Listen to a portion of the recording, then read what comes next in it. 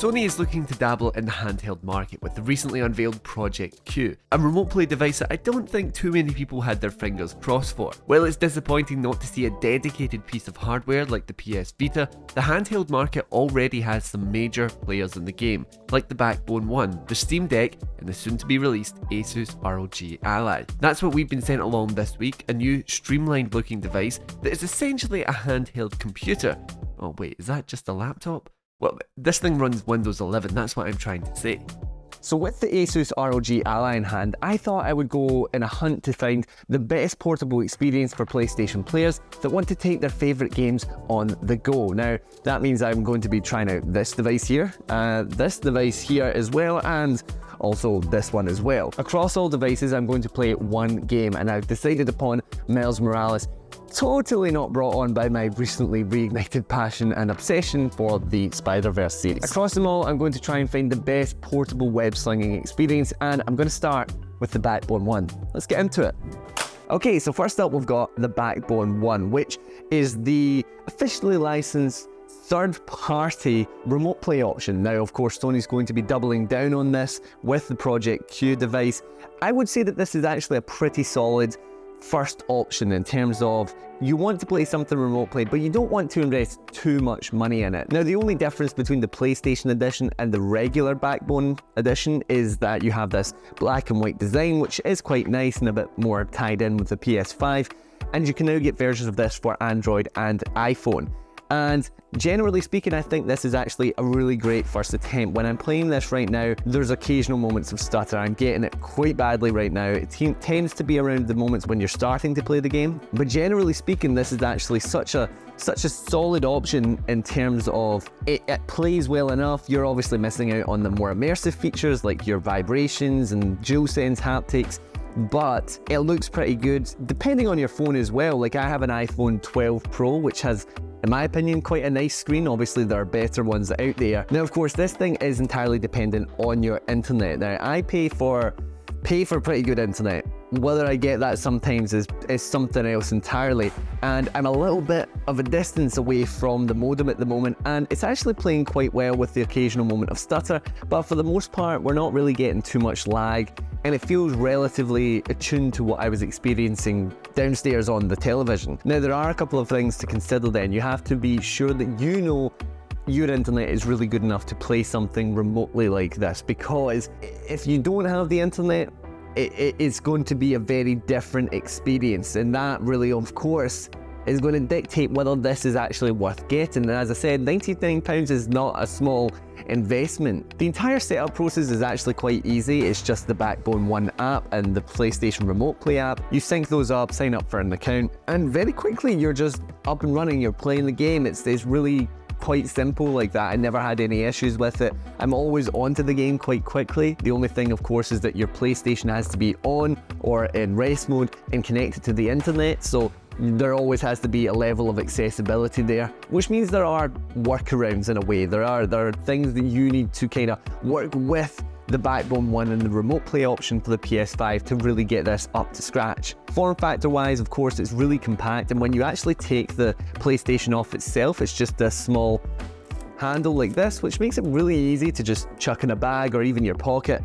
And then when you're ready to go again, you just select it like that, and there you are, you're ready to go. So it's actually a pretty solid option. It does actually run out of battery, but it has charging options here, so you can play and have your headphones in at the same time. If you have an iPhone like me, then it actually gives you the option once more for a 3.5mm jack, which is quite nice. But I think this is a really solid first option, and especially if you're just kind of wanting to dabble a little bit. So anyway, let's go on to the next one. So next up is the Steam Deck, which of course is a really chunky, dedicated handheld device, and also a far more expensive product, coming in at around £400. You can pay a little bit more. There's different models. Of course, there's the financial fee of the fact that you have to buy Miles Morales all over again on the Steam store. So yes, there are some workarounds there. Immediately, you're going to be in the back foot considering how much money this will set you back. But let's talk about the actual performance-wise. Now, form factor, we have a far better device in terms of it's a lot more comfortable.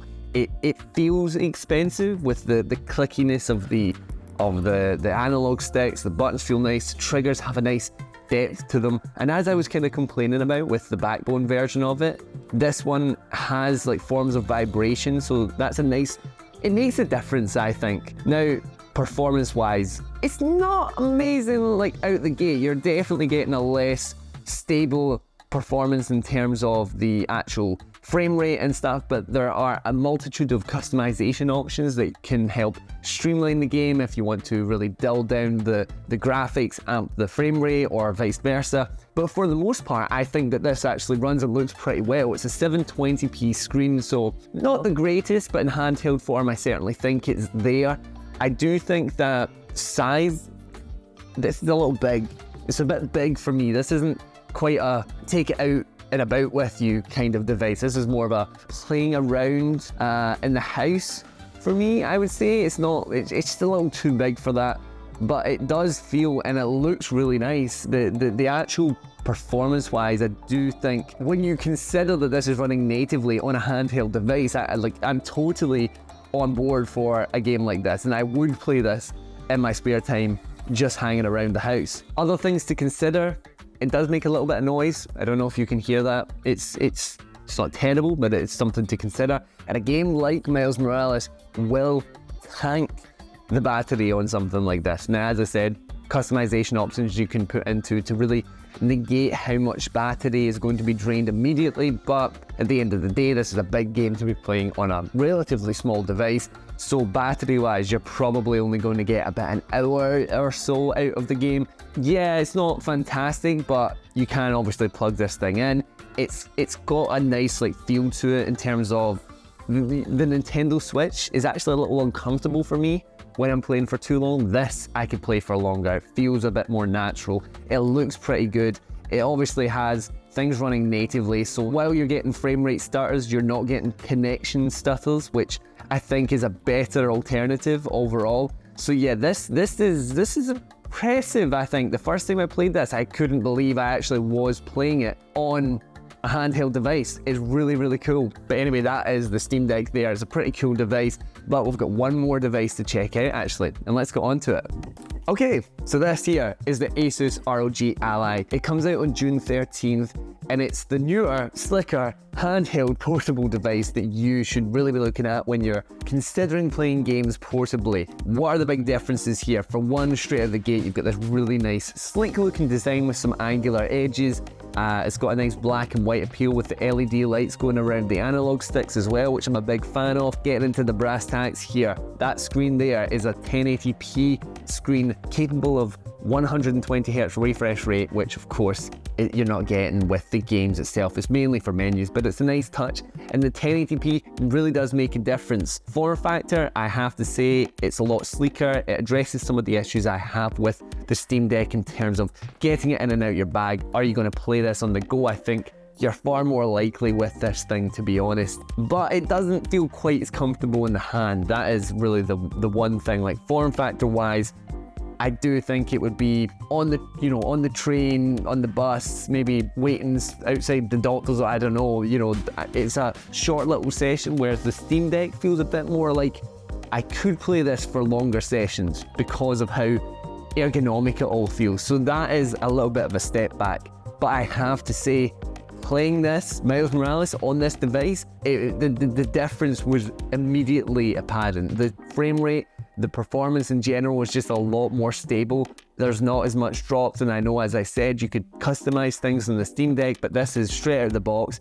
This thing's running pretty well, and it really is a whole lot smoother and looks better because of that 1080p display. And for a game that's all about the fluidity of web swinging, I have to say this is really quite nice. It doesn't really feel like I'm taking too many step backs in a way to play this handheld. It feels like a pretty close to experience in terms of what you're getting. I don't feel like I'm playing like a far lesser version of the game just to play a handheld. I could see myself just going, you know what, I'll play this in bed or whatever. That is a really good standpoint to be at actually when it comes to a new device like this. And it's also a lot more user friendly if you just wanted to have other options, because it's basically just running it is just running Windows 11. So if you want to play games on Game Pass or Epic Game Store or Steam, or even a wee bit of PS Remote Play, you can do all of those things through the Asus ROG Ally, and you can do them on the Steam Deck, but it's the workarounds, it's the doing the thing. This is really built to be a bit more user-friendly like that, and as someone that plays the console, because of how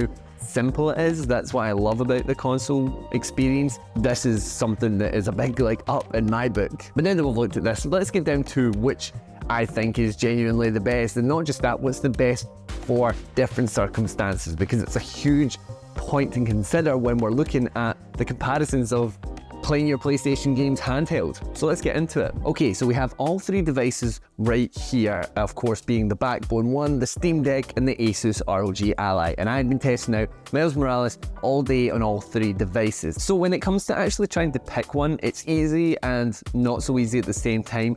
Personal preference, money aside, this one here is the best performance. It is the best form factor for taking out and about, although not quite as comfortable as the Steam Deck. And it's the most user-friendly. You would get more out of this because you can easily play Game Pass if that's something that you have. You can check out Epic Games, which the Steam Deck doesn't allow you to do, and its basic OS. From that standpoint, this one really is the one for me, but it is expensive, and I understand that that's not something that everyone wants to spend money on. It is difficult in that sense, but it's also kind of hard for me to recommend the Steam Deck in terms of playing the game itself. If you're wanting to play PlayStation games on the Steam Deck, it's just, I feel like if you're spending that money, you might as well go the extra length to get the Asus ROG Ally. If you're not looking to invest that much money though, which is totally understandable, then this is a solid, cheaper option. Now you can play remote play with just your iPhone. You can connect your DualSense controller to it as well. This of course just makes it a bit more accessible if you are out and about, because you're not going to be carrying a DualSense controller with you. And if you are, well, what are you doing? So I have to say value for money, although this I do think is a little bit on the steep side still. It offers a completely passable experience if you have decent internet. That's the big if, and you really need to make sure that that is the case before you spend any money on this. But anyway guys, I hope you liked the video. It's not my usual style of content, especially when the devices that we're looking at are mainly angled towards Xbox or PC. So things are a little bit different, but when the Project Q was announced, it really sparked that thought in my head that handheld is such an important thing to the PlayStation community. It's something that we've been yearning for, and Sony just isn't really hitting the mark with what will soon be this Project Q device, especially when we already have the option for things like the Backbone 1. If you really do want to play your games, your PlayStation games on the go, there are options out there, and that was really the point of this video, to highlight that it is possible on varying budgets. So anyway, I hope you enjoyed the video. If you did, consider leaving a like, and even better, subscribing to us here on Push Square for more PlayStation video content. Thanks for watching guys, I've been Aaron, and I'll see you in the next one.